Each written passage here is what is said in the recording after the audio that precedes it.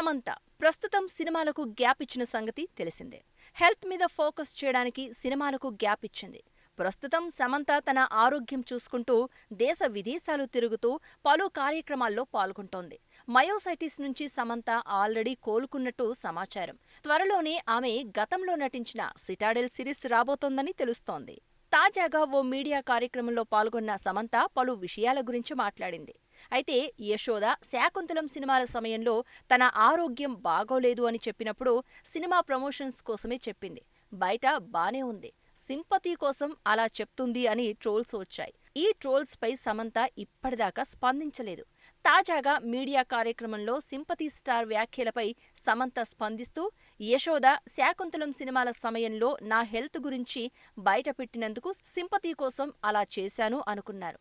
ఆ సినిమాలు lady oriented కాబట్టి ప్రచార బాధ్యత నాపైనే ఉంది. సినిమాని ఖచ్చితంగా ప్రమోట్ చేయాలి. ఆ సమయంలో మీడియాలో బానే కనబడడంతో నేను అబద్ధం చెప్పాను అనుకున్నారు. నాకు ఆరోగ్యం బాలేదని మీడియా ముందు నీరసంగా ఉండలేను కదా.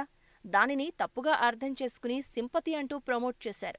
నేను అనారోగ్యంతో పడ్డ ఇబ్బందులు అర్థం కాక నన్ను ట్రోల్ చేశారు. ఆ సమయంలో వాటి వల్ల ఒత్తిడికి గురయ్యాను. కానీ ఆ తర్వాత వాటిని పట్టించుకోవడం మర్చిపోయాను.